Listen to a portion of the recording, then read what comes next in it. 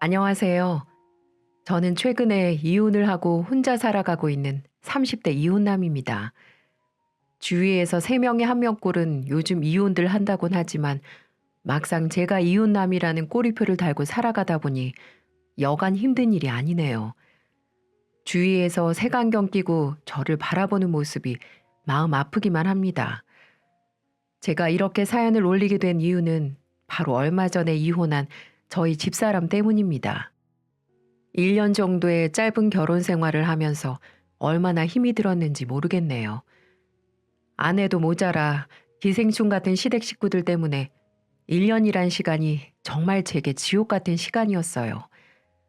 바로 그 이야기를 해보려 사연을 보내게 됐습니다. 제 직업은 법원 공무원이에요. 처음에는 저도 변호사의 꿈을 꾸고 준비를 하다가 마음처럼 잘 되지 않아 준비한 게 공무원이었어요. 그래도 나름 공무원 중에서는 알아주는 직업이기에 자부심을 느끼며 열심히 직장을 다니고 있었습니다. 그러던 어느 날 대학 친구와 술을 한잔 하다가 지금의 아내를 처음 만나게 됐어요. 오랜만에 친구랑 술을 한잔 하는데 아는 후배라면서 친구가 여자 한 명을 부르더군요. 첫인상은 참으로 좋았습니다. 제가 단발머리에 순수하게 생긴 여성분들을 좋아하는데 딱 그런 스타일이었어요. 직업도 공무원이었고요. 직업도 안정적이고 성격도 워낙 좋아서 저는 그날 아내에게 빠져들고 말았죠. 상대방이 너무 성격이 좋은 겁니다. 분위기도 잘 띄우고 말도 잘 붙여주고 작은 이야기에도 깔깔거리며 잘 웃는 모습이 특별하게 느껴졌죠. 아내도 제가 싫진 않았는지 그날 연락처를 서로 교환하고 그 뒤 몇 번을 만남을 갖게 되었습니다.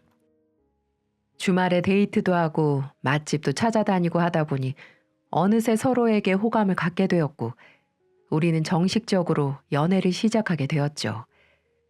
아내는 만나면 만날수록 시원시원하고 호탕한 사람이었어요. 그리고 무엇보다 분위기를 잘 이끌어내는 사람이었습니다.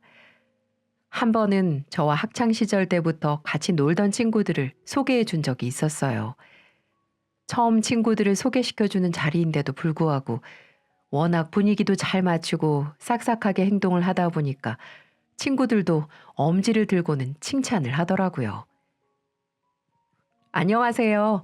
민준 오빠한테 말씀 많이 들었어요. 친한 친구들이라고 하던데 앞으로 잘 부탁드립니다. 네, 맞아요. 저희도 재수 씨 이야기 많이 들었습니다. 자, 한 잔 받으세요. 이렇게 술이 조금 들어가자 분위기도 무르익어갔고 여자친구는 그때 흐름을 읽은 것처럼 장단을 잘 맞추기 시작했어요. 오빠들, 이번에는 제가 한 잔 만들어 드릴게요. 폭탄주 드릴 테니까 원샷이에요. 원샷? 우와, 제수 씨 정말 최고, 최고. 화려한 기술을 선보이며 폭탄주까지 제조하는 당돌한 모습을 보며 제가 보면서도 참 신기하고 흐뭇했습니다. 친구들은 그래 민준아, 너처럼 조용한 애는 저렇게 활발한 사람을 만나야 행복하게 살 수 있는 거야. 그러니까 저런 여자 어디서 쉽게 구할 수 없으니까 꼭 결혼해라. 이렇게 말을 하며 버스 떠나기 전에 꼭 잡으라고 신신당부를 해줄 정도였어요. 저랑은 너무도 다른 사람이었기 때문에 괜찮을까라는 생각도 들었지만 전혀 반대가 되는 사람을 만나면 오히려 잘 맞을 수 있다는 이야기도 많이 들었었고 저도 생각이 바뀌게 되더군요. 이렇게 추억을 하나하나씩 쌓아가다 보니까 이 사람과의 정도 많이 깊어졌고 서로 결혼에 대한 이야기를 하게 되었습니다. 그렇게 1년가량 만난 뒤 제가 먼저 조용하게 프로포즈를 했고 아내도 기분 좋게 받아들여 주어서 하나씩 계획을 세우고 준비를 하게 되었죠. 처음 예비 장모님을 만나러 갔을 때가 아직도 기억에 남습니다. 첫인상이 나빴던 건 아니었지만 지금 돌이켜보면 저희 부부의 문제는 그때부터가 시작된 것 같습니다. 저희 장모님은 남양주 쪽에 남한강 강변가에 매운탕, 장어를 주로 판매하는 식당을 운영하고 계셨어요. 아내 말로는 젊은 시절부터 장인어른이 제대로 된 직장을 잡지 못했고 장모님이 혼자서 가게를 일으켜 지금까지 올 수 있었던 거라고 했어요. 제가 인사를 드리러 가니 정말 반갑게 맞이해 주셨습니다. 아이고, 오느라고 고생했어요. 어서 앉아요. 밥부터 먹으면서 얘기해요. 장모님은 식당의 주 메뉴였던 장어를 구워주면서 제게 궁금했던 것들을 묻기 시작했습니다. 그래, 부모님들은 두 분 다 살아 계시고, 지금 다니는 직장은 근무한 지 얼마나 됐어? 연봉은 얼마나 되고? 자네 지금은 얼마나 모아놨나? 혹시 대출 같은 거 있는 거 아니지? 아, 그리고 요즘 결혼 전에 건강검진 기록지 같은 거 서로 꼼꼼하게 확인하고 결혼한다고 하던데, 우리도 그렇게 했으면 좋겠네. 뭐 그럴 일은 없겠지만, 자네가 혹시라도 몸에 문제가 있으면 젊은 나이에 우리 딸이 과부가 될 수도 있는데, 그건 안 되지. 우리 딸도 건강검진 받게 할 거니까 자네도 제출해 주게나. 이렇게 저희 부모님부터 시작해서 제 직장, 건강검진 기록지까지 요구를 하기 시작하셨습니다. 솔직히 조금 당황스러웠어요. 좀 민망하기도 했고요. 하지만 이내 좋은 쪽으로 생각하려고 했습니다. 지금껏 혼자 힘들게 딸을 키워서 공무원 만들어놨는데 아무 남자한테 시집 보내는 걸 원치 않으셨겠죠. 그래서 저는 최대한 하나하나씩 제 상황에 대해 설명을 해드렸어요. 장모님은 생각보다 제가 돈을 많이 모아놓지 않은 거에 대해서 겨우라는 표정을 지으셨지만 딱 거기까지였습니다. 아무래도 직장이 안정적이다 보니 둘이서 살아가는 데는 문제가 없다고 판단을 하셨는지 결혼을 허락해 주셨어요. 그렇게 양가 허락을 받고 처음으로 상견례를 갖게 되었죠. 그런데 상견례장에서 무슨 일이 있었는지 아시나요? 가볍고 즐거워야 하는 자리에서 작정이라도 한 듯 분위기를 망치기 시작하셨어요. 사부인, 제가 이런 말씀 곧장 드려서 죄송하지만 제 딸 외동딸이만큼 정말 집에서 귀하게 키웠습니다. 그래서 좋은 집안 사짜 직업 가진 남자에게 시집을 보내려고 했지만 자기네들이 이렇게 좋다는데 어쩌겠습니까? 정말 전 김서방 성품 하나 보고 보내는 겁니다. 예, 사부인 잘 알고 있죠. 그만큼 저희 집에서도 백년 손님처럼 잘 대해주겠습니다. 우리 민준이도 여자 고생시키게 키우지 않았으니 걱정하지 않으셔도 됩니다. 딸애한테 신혼집 얘기를 들어보니까 대출 전부 받아서 신혼집 구한다고 하는데 아무리 생각해도 그건 아닌 것 같네요. 저희 귀한 딸 대출 빚에 시달리게 하고 싶지 않아요. 원래 남자 쪽에서 집을 해오는 게 전통이지 않습니까? 그래도 애들 직장 가까운 곳에 아파트는 한 채 해주셨으면 좋겠습니다. 그래만 주신다면 혼수는 저희가 알아서 채워드리겠습니다. 이렇게 말씀하시며 분위기를 냉랭하게 만드는데 정말 가시방석이더군요. 저희 엄마는 우선 잘 알겠다고 하고 아들하고 상의하고 말씀해 주신다고 하셨습니다. 솔직히 조금 당황스럽기도 했어요. 원래 아내와 제가 계획했던 건 지금껏 부모님들이 힘들게 키워주셨으니 결혼은 우리 힘으로 시작하자고 약속했었거든요. 그래서 집도 작은 집에서 시작을 하고 혼수도 적당한 선에서 골라 채우기로 했었는데 갑자기 상견례장에서 선전포고하듯이 말을 해버리니 당황할 수밖에요. 아내가 장모님에게 뭐라고 말을 해서 이런 사단이 벌어진지는 모르겠지만 그 순간만큼은 아내도 미워 보이더라고요. 아내가 말만 잘했다면 이런 일이 벌어지진 않았을 테니까 말이죠. 그렇게 당혹스러운 상견례가 마무리되었습니다. 그렇게 집에 돌아오고 나서 엄마와 대화를 했는데 저 때문에 이런 부담을 짊어지게 한 것이 너무나도 죄스러웠어요. 민준아, 너희 아버지 돌아가시고 난 다음 받은 보험금 이럴 때 쓰라고 주고 가셨나 보다. 엄마, 그게 무슨 말씀이세요? 그런 말씀 절대 하지 마세요. 제가 연민이랑 다시 한번 잘 얘기해 보면 돼요. 사실 저희 아버지는 불과 10년 전에 돌아가셨어요. 엄마는 그때 보험금을 받아두었지만 아빠의 목숨값이라고 생각하고 그걸 쓰지 않고 가지고 계셨던 거죠. 당장 사는 집을 더 키울 수도 있었고 여행을 다녀오셨을 수도 있었지만 그저 아버지가 안쓰러우셨는지 그 돈을 쓰지 않고 고스란히 가지고 계셨다고 했습니다.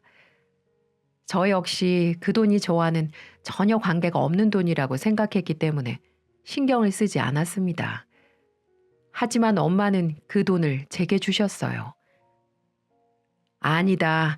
내가 가지고 있어봐야 뭐 하겠니? 너희 아버지도 네가 좋은 곳에서 안정적으로 시작하는 걸 원하실 거야. 대신 집 해가는 만큼 무시당하지 말고 살아라. 그게 이 애미 마지막 소원이다. 못난 아들 때문에 엄마가 이렇게 부담을 가지시는 것 같아 죄송하기도 했지만 잘 사는 모습을 보이면서 효도도 하다 보면 좋은 결과가 있을 거라고 생각했습니다. 또 저도 그렇게 하고 싶었고요. 무엇보다 그때까지는 엄마도 아내를 무척이나 좋아하셨어요. 항상 어머님, 어머님 하면서 결혼하기도 전에도 안부 전화를 드렸고 틈틈이 시간이 날 때마다 찾아가서 말동무도 해주고 살갑게 대하는데 어느 부모가 안 좋아하겠습니까? 그저 엄마는 내성적인 우리 아들 앞에 이런 며느리만 있다면 찰떡궁합이라고 생각했던 것 같아요. 그래서 적극적으로 우리의 결혼을 응원해 주셨던 거였어요.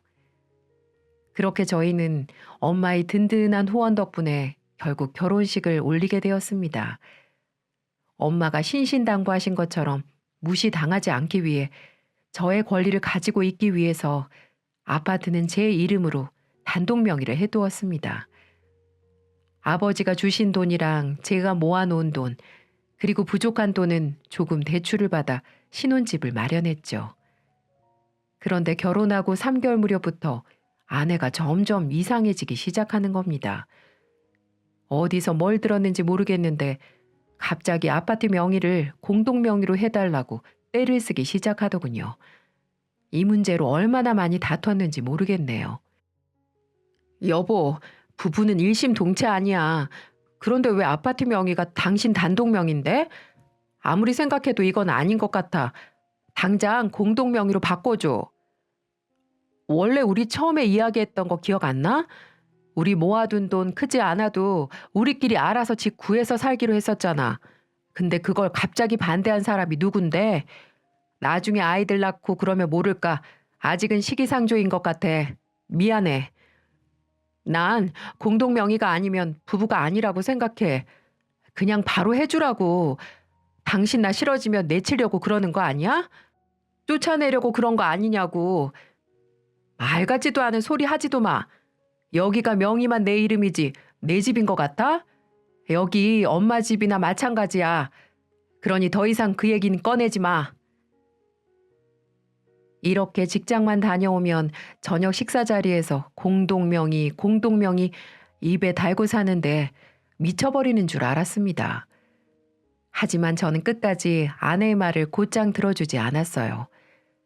아무리 부부라곤 하지만 이제 결혼한 지 3개월밖에 되지 않은 상태였고 천천히 해줘도 늦지 않다라는 판단을 했기 때문이었죠. 솔직히 요즘 세상이 워낙 팍팍한 세상이라 좀 더 지켜보자는 마음도 앞섰습니다. 이렇게 제가 못을 박아버리니 한동안은 조용하더군요. 그래도 친구들에게 단독 명의인 건 말하지 말라고 해서 그 부분은 입을 닫아주었습니다. 원래 허영심이 조금 있는 사람이라는 걸 알고 있었지만 여자들이 다 그런가 보다 하고 말았죠.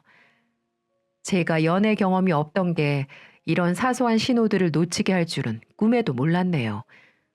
어느 날은 자녀 계획을 가지고 협박을 하기도 하더라고요. 저희 엄마가 항상 손주를 보고 싶다는 말을 달고 사셨거든요. 아무래도 연세가 있으시고 저도 나이가 있다 보니 빨리 장가를 들어서 아이를 낳아야지 손주를 조금이라도 더 오래 볼 거라고 생각하셨나 봅니다. 엄마가 직접적으로 이 사람에게 이야기한 적은 없었지만 제가 불현듯 몇 번 이야기를 꺼낸 적이 있었어요. 그런데 갑자기 아이를 낳을 수 없다는 겁니다. 갑자기 아이를 낳지 않겠다니 그게 무슨 뚱딴지 같은 소리야. 당신이 행동한 것처럼 우리는 집 한 채도 함께 가질 수 없는 사람이야. 내가 뭘 믿고 아이를 낳겠어? 막말로 아이 낳고 당신이 바람나거나 버려지면 나는 집도 절도 없이 쫓겨나는 거잖아. 내가 뭐 바본 줄 알아? 당신 무슨 말을 그렇게 해? 나를 무슨 파렴치한으로 보는 거야? 내가 분명히 말했듯이 우리 아버지 목숨값으로 장만한 집이야. 그 부분에 대해서는 아무것도 이야기하지 마. 당신은 대체 결혼을 왜 한 거야? 내가 아이 낳고 몸매 망가지고 내 직장 잃고 하는 거에 대해서는 죄책감도 없어?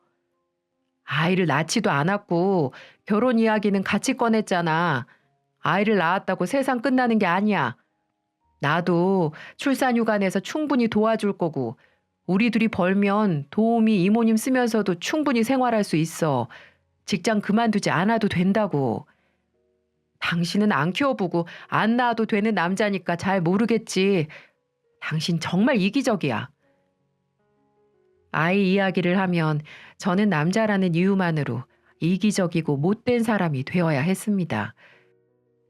아내는 아직 아이를 낳지도 않았지만 헌신짝처럼 버려질 사람처럼 이야기를 하곤 했습니다. 불안하고 우울해서 그런가 싶어서 같이 여행도 다녀보고 분위기 좋은 레스토랑도 다녀보고 했습니다. 하지만 달라지는 건 없었죠. 어느 날은 제 생일이라고 엄마가 미역국에 반찬들을 바리바리 싸가지고 넘어오신 적이 있었습니다. 제가 직장이 늦게 끝나는 바람에 조금 늦게 도착했는데 집에 가니 와이프는 방에서 하하호호 통화를 하고 있었고 엄마는 거실에서 청소를 하고 계신 게 아니겠습니까? 아니 엄마, 왜 청소를 하고 계세요? 여기까지 오셔서 힘드실 텐데 좀 쉬고 계시죠.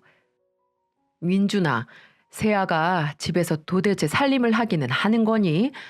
집은 너무 더러운데 청소는 네가 담당이라며 저렇게 방에 들어가서는 코빼기도 보이지 않고 있다. 네, 그랬습니다. 명의를 공동으로 해주지 않으니 이 집에 내가 노력을 해야 할 이유를 모르겠다면서 집안일을 안 한 지 오래였는데요. 본인 것만 쏙 치우고 나가는 탓에 제가 주말 쉬는 날마다 열심히 청소를 해야 했죠. 하필 제가 출근을 하는 평일에 엄마가 내려오신 거였고 집이 너무 지저분해서 간단히 도와주려고 하셨던 건데 저런 이야기를 들으셨던 겁니다.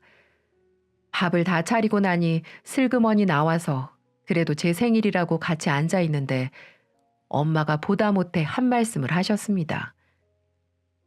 예, 아무리 그래도 같이 일을 하고 같이 사는 건데 어느 정도 집에 신경을 써야 하지 않겠니?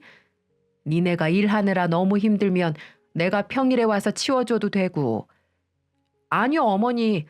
안 그래도 집도 어머님이랑 이사람 건데 매일 오시기까지 하면 제가 어떻게 살아요? 당신, 그게 무슨 소리야? 무슨 말을 그렇게 해? 엄마가 우리 힘들까봐 도와주시려고 이야기하는 거 모르겠어? 내 생일로 오신 것도 아니고 내 말이 틀려? 내 입장에서도 생각을 해봐. 안 그래요, 어머님? 이렇게 결국 엄마는 눈치를 보면서 집으로 돌아가셨고 그날 아내와 저는 집이 떠나가라 싸웠습니다. 그게 제 생일이었네요. 당신 정말 제정신이야? 왜 이래? 멀리서 아들 챙겨주겠다고 온 엄마를 저렇게 보내니까 마음이 이제 시원해? 내가 보냈어. 어머님이 혼자 가신 거잖아. 어머님도 속으로는 아들만 챙기려고 단독 명의로 집 주신 거 나한테 미안하고 눈치 보여서 가신 거 아니야? 이 여자가 진짜 그렇게 네 거 내 거 따질 거면 나가지 그래? 냉장고고 TV고 다 싸질머지고 나가라고. 당신 같은 여자 정말 지긋지긋하다. 당장 짐 싸서 나가던지 다시는 명의에 대해서 이야기하지 말던지 당신이 선택해서 말해. 나는 더 이상 당신 이런 히스테리 받아줄 생각 추호도 없으니까. 저 역시 그동안 너무 힘들었고 쌓인 게 많았기 때문에 이대로 또 넘어가게 되면 피가 마르겠구나 라는 생각이 들었습니다. 그래서 미련 없이 그렇게 말해버렸습니다.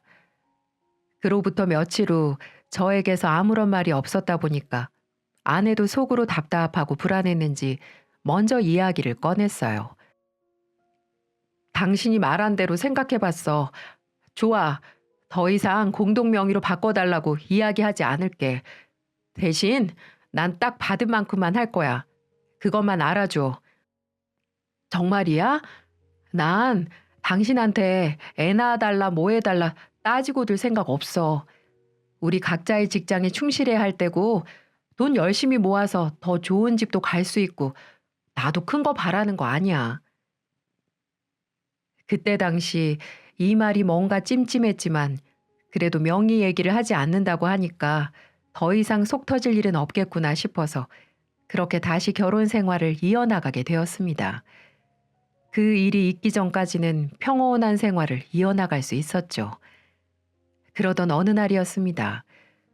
엄마한테 전화가 와서 내일 김장을 해야 하는데 도와줄 수 없겠냐고 물어보시더라고요. 마침 제가 쉬는 날이어서 갈 수는 있었는데 점심때 친한 친구의 결혼식이 있어서 그것만 끝나고 가겠다고 말씀드렸죠. 간만에 만난 친구들은 결혼하고 몇 개월 만에 살이 5kg 이상 빠진 저를 보고 무슨 일이 있는지 다들 물어보기 시작했습니다. 이야, 민준이, 신혼이라고 재수 씨가 밤마다 가만히 두지 않나 봐. 도대체 얼마나 살이 빠진 거야? 그런 거 아니야. 에이, 아니긴. 신혼 때가 좋은 거야. 애 낳는 순간부터 그때는 전쟁이다, 전쟁. 지금 신혼을 즐길 수 있을 때 즐기라고. 아니라니까. 요즘 와이프 때문에 스트레스가 장난 아니다. 아파트 명의를 공동 명의로 안 해줬다고 얼마나 사람을 피를 말리는지 알아? 자기 집 아니니까 청소 안 한다고 하고 애기도 낳지 않는다고 하고 빨래도 지 것만 돌려서 하고 밥도 지 것만 차려서 먹고 요즘 사는 게 정말 지옥 같다. 뭐 그런 일이 있었어? 아무리 그래도 재수 씨 좀 심한 것 같은데. 민준아, 절대 안 돼. 공동명의 하는 순간 나중에 복잡해진다. 막말로 지금 사이 안 좋은데 언제 어떻게 될 줄 알고 그걸 공동명의로 해줘. 자꾸 해달라고 집착하는데도 다 이유가 있는 거야.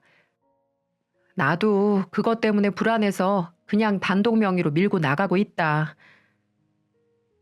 저는 그렇게 허심탄회하게 친구들과 이야기를 나눴습니다. 친구들과 속에 있던 얘기들을 하니 그나마 조금씩 마음이 풀리는 것 같았어요. 그리고 조금은 가벼운 마음으로 결혼식이 끝나고 엄마 집으로 향했습니다. 그렇게 집에 도착했는데 저는 엄마의 집을 보고 깜짝 놀라고 말았습니다. 집안은 완전 난장판이 되어 있었고 안방에서 엄마가 제 얼굴을 보시고는 엉엉 우시는 게 아니겠습니까? 엄마, 무슨 일이에요? 왜 이렇게 우세요? 무슨 일 있으셨어요? 아이고, 민준아, 내가 정말 속상하고 분통해서 가만히 있을 수가 없다. 네 처말이다. 어쩜 이렇게 나를 무시하고 짓밟는 거니? 처요? 그 사람이 여기 다녀갔어요? 왜요?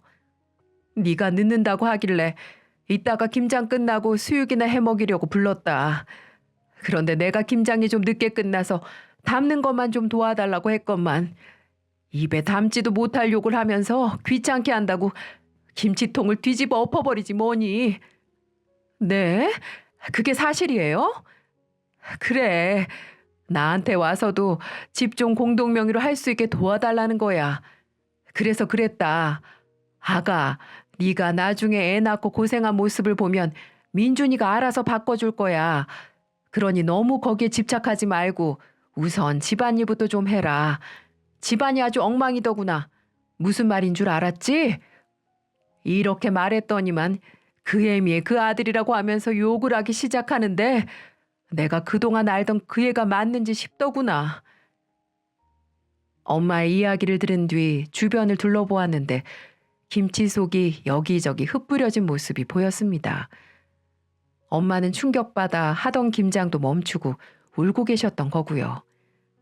아내는 그렇게 뒤집어 놓고 나서 집에서 나가버렸다고 했습니다. 저는 듣자마자 피가 거꾸로 솟는 기분이 들었어요. 저한테 막대하는 거야 어느 정도 이해를 한다고 하지만 저희 엄마한테 이러는 건 어른에 대한 기본적인 예의조차 없는 사람이라고밖에는 생각할 수가 없었어요. 저는 너무도 화가 치솟아 올랐고 바로 집사람에게 전화를 했습니다. 당신 지금 어디야? 나? 엄마 가게인데. 당신 엄마 말이 사실이야? 정말 김치 뒤집어 엎어놓고 가버렸어? 그게 왜? 내가 받은 만큼만 한다고 했잖아. 난 그대로 한 건데. 엄마가 당신한테 뭐 대단한 거 부탁했어? 다 엄마가 하고 담는 것만 도와달라고 했는데 그게 그렇게 힘드니? 그래, 난 힘들어. 우리 엄마도 안 시키는 걸 어머님이 뭔데 시키는데. 이 말을 듣자마자 전화를 끊고 차를 타고 곧장 장모님 가게로 달려갔습니다. 정말 끝을 맺어야 된다는 생각이 강하게 들었어요. 그렇게 장모님 식당에 가니 친구들을 잔뜩 불러다 놓고 장어와 함께 술판을 벌이고 있더군요. 경악 그 자체였습니다. 저희 집은 그렇게 쑥대밭처럼 뒤집어 두고 가서 하하호호 웃으며 술판을 벌이고 있는 그 모습에 이 사람에게 없던 정도 뚝 떨어지는 느낌을 받았습니다. 저는 그 광경을 보니 피가 거꾸로 솟는 느낌이 들었고 결국 이성을 잃고야 말았습니다. 국물이 쫙 빨린 매운탕 그릇을 아내 얼굴에다가 던져버렸어요. 야, 이런 개념도 없는 년아. 네가 오늘 어떤 짓을 저질렀는데 친구들하고 이렇게 웃으면서 술판을 벌이고 있어? 라고 말하며 상까지 뒤엎어 버렸습니다. 손님들은 저를 전부 쳐다보기 시작했고 장모님도 그 소리에 놀라 달려나왔어요. 그리고 같이 있던 집사람의 친구들은 영문도 모른 채 저를 말리기 시작했죠. 말리지 마세요. 이 사람 아주 끔찍한 사람입니다. 친구분들한테 이런 모습 보여서 죄송하지만 저는 더 이상 참을 수가 없네요. 이 사람요, 친구분들이 아는 그런 좋은 여자 아닙니다. 아주 싹수가 없는 여자라고요. 아내로서 본인의 역할은 하지도 않으면서 아파트 공동명의 안 해줬다는 이유로 가정을 망가뜨리려고 하는 무서운 여자라고요. 네? 연민아, 공동명의라고 하지 않았어? 서로 돈 모은 걸로 아파트 샀다고 했잖아. 아니, 그게 아니라 나가서 이야기해. 아니요, 공동으로 돌려주지 않았다고 아무것도 안 하겠다고 선전포고하더니 지금 저희 엄마가 김치통에 김치 담는 것 좀 도와달라고 했다고 쌍욕을 하고 소리를 버럭버럭 지르고 김치 뒤집어 엎어놓고는 여기 와서 이러고 있는 겁니다. 제가 이래도 참아야겠습니까? 그 말을 하는 순간 웅성웅성하는 소리가 들렸고 그 이후에는 제 귀가 멍멍해졌습니다. 장모님이 그 이야기를 하자마자 바로 저에게 뺨을 올려친 거죠. 정말 어처구니가 없었습니다. 저희 엄마는 집사람에게 그런 취급을 당하고도 참으셨는데 저는 장모님에게 뺨을 맞는 신세라뇨. 저희 모자가 뭘 그렇게 잘못했다고 이 집 사람들에게 이런 취급을 당해야 하나요? 장모님도 자식 교육 그렇게 하시는 거 아닙니다. 지금 저희 엄마가 얼마나 울고 계신지 아세요? 장모님이 그딴 식으로 인연을 교육시켰으니까 애가 이렇게 세상 물정 모르고 망가진 거 아니겠습니까? 공무원이면 뭐해요? 인성이 덜 됐는데요. 그리고 어디서 함부로 남의 얼굴에 뺨을 때리세요? 누구는 뭐 손이 없어서 참는 줄 아십니까? 뭐야? 이 사람이? 장모라는 사람은 한 대를 더 때리려고 손을 올리려고 했지만 집사람의 친구들이 장모님을 잡고 말렸고 주변 손님들의 웅성거림을 인지했는지 한 발짝 뒤로 물러나는 모습을 보이더군요.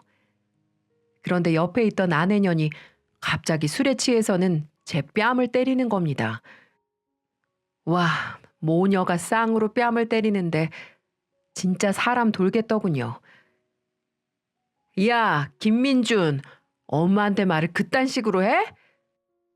우리 엄마가 만만하게 보여? 어? 어디서 버르장머리 없는 행동이야?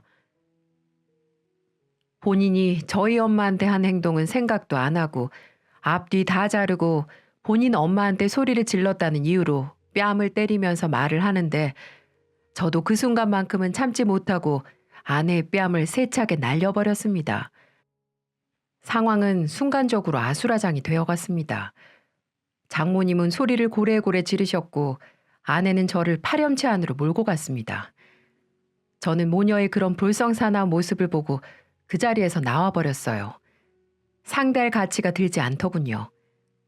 그리고 집으로 가서 비밀번호를 바꾼 다음 집으로 온 아내에게 문도 열어주지 않았습니다.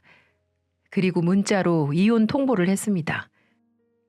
그랬더니 술이 깨고 전화 와서는 언제 그랬냐는 듯 싹싹 빌기 시작하더군요. 여보, 꼭 이렇게까지 해야 되겠어? 내가 맨정신에 실수한 것도 아니고 술을 먹고 잠깐 실수한 거잖아. 근데 그거 가지고 이혼이라니. 어제 일은 내가 잘못했어. 그러니 기분 풀어. 뭐?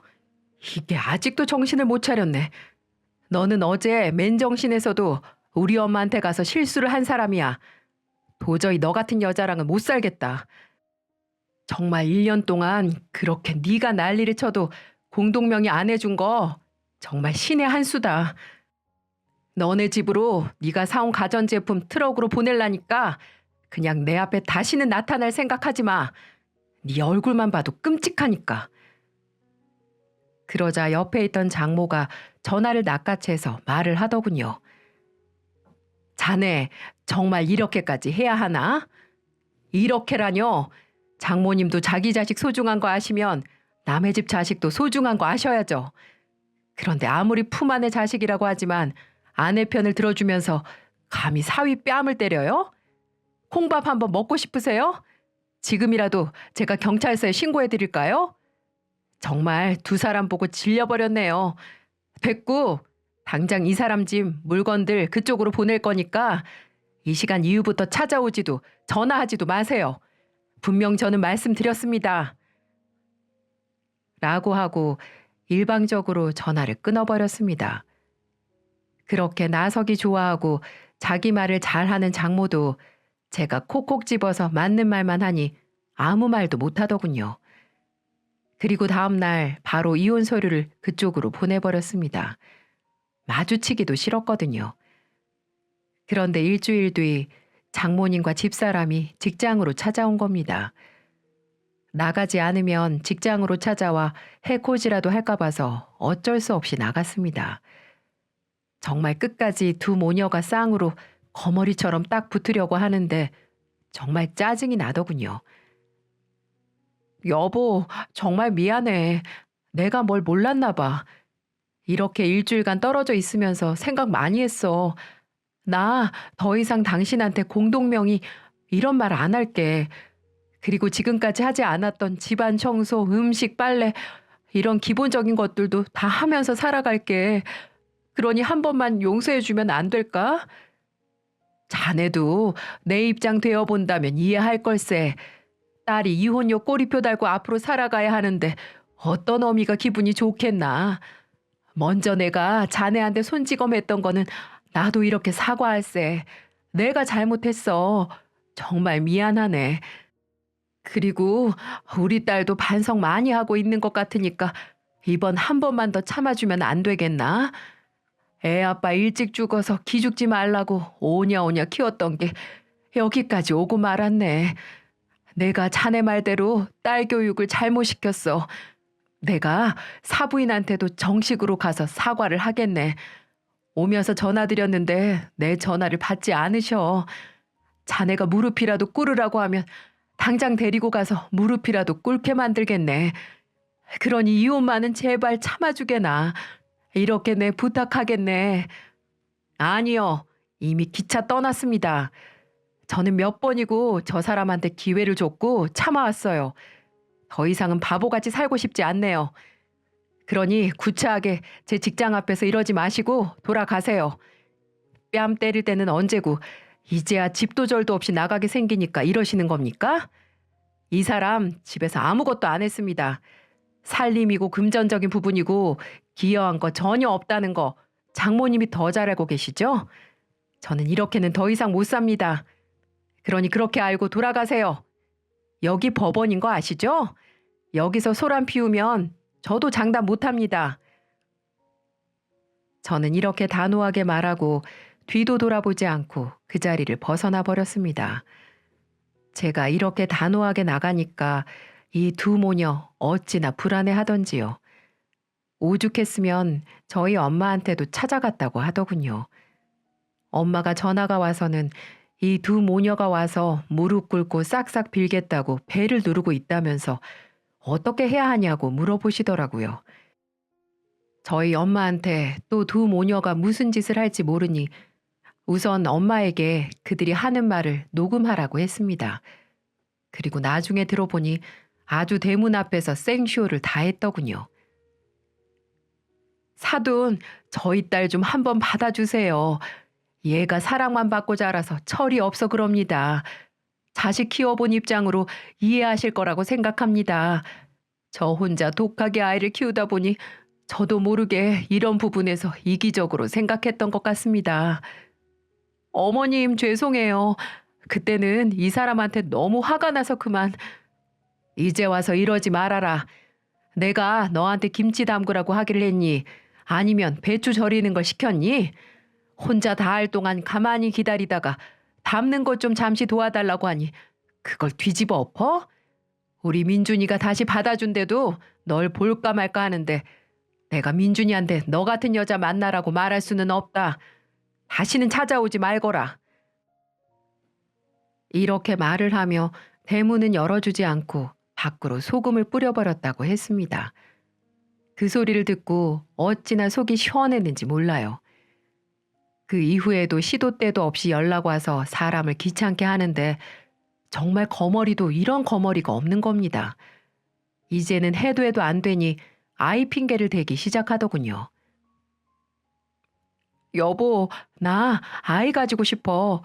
우리 사이에 아이도 생기고 하면 믿음이 생길 거야. 나 당신 닮은 아이 꼭 갖고 싶어. 이렇게 말을 하면서 제 마음을 돌리려고 어찌나 애를 쓰는지 참 애처롭기까지 하더군요. 그러게 처음부터 그랬다면 얼마나 좋았을까요? 아내가 이러는 이유는 딱 두 가지였어요. 자기 직장과 친구들에게 이혼녀라는 소리를 듣고 싶지 않은 게 첫 번째 이유였고, 막상 이혼하려고 하니 본인 말로는 있을 때는 몰랐는데 옆에 없다 보니 저의 소중함을 알게 됐다고 하더군요. 정말 아직도 사랑하고 있다는 것도 알게 됐다고 했고요. 하지만 혼자 사랑할 수 있나요? 저는 이미 정머리가 뚝 떨어진 상태인데 말이죠. 저는 그 이후 아내의 어떤 협박과 회유에도 넘어가지 않았습니다. 그리고 이혼 소송을 진행해서 법적으로 남남이 될 수가 있었죠. 물론 아파트 재산적인 부분도 전부 다 지킬 수 있었고요. 정말 지긋지긋했던 저의 결혼 생활은 이렇게 끝나게 되었습니다. 참 길고 다사다난했던 시간들이었는데요. 지금이라도 이런 사람과 연을 끊게 되어서 참 다행이라는 생각이 듭니다. 다른 건 다 참았지만 저희 엄마한테 그렇게 행동하는 건 절대 용납할 수 없더라고요. 아버지 돌아가시고 나서 제가 느낄 빈자리 없게 정말 충만하게 키워주신 분이었는데 그런 소중한 엄마에게 아픔을 줬으니 그만한 대가를 치르게 해주는 건 당연한 거겠죠. 엄마는 누구보다 더 이혼 잘했다면서 저를 격려해 주셨어요. 앞으로 더 좋은 여자 만날 거라면서 액땜했다고 생각하자고 하시더군요. 그래서 지금은 열심히 직장을 다니며 나름 이혼의 아픔을 이겨내려고 운동도 다니며 취미 생활도 하고 지내고 있습니다. 들어보니 전 아내는 한동안 저를 잊지 못해서 폐인처럼 살아갔다고 하더군요. 허구한 날 직장도 안 나가고 술만 퍼먹었나 봅니다. 공무원이라는 직업이 그렇게 만만한 데가 아닐 텐데 말이죠. 뭐 지금은 남이 됐으니 직장에서 잘리든 말든 상관할 바 없지만 부디 지금부터라도 정신 차리고 새 인생을 살기 바랄 뿐입니다. 제 사연은 여기까지입니다. 긴 사연 들으시면서 어떠셨는지 모르겠네요. 앞으로 저는 다시는 이런 사연 보낼 일 없도록 열심히 살도록 하겠습니다. 그리고 사람 보는 눈을 키워야 되겠죠. 다들 긴 사연 들어주셔서 감사드리고 여러분들의 가정에 행복만이 가득하시길 기원하겠습니다. 감사합니다.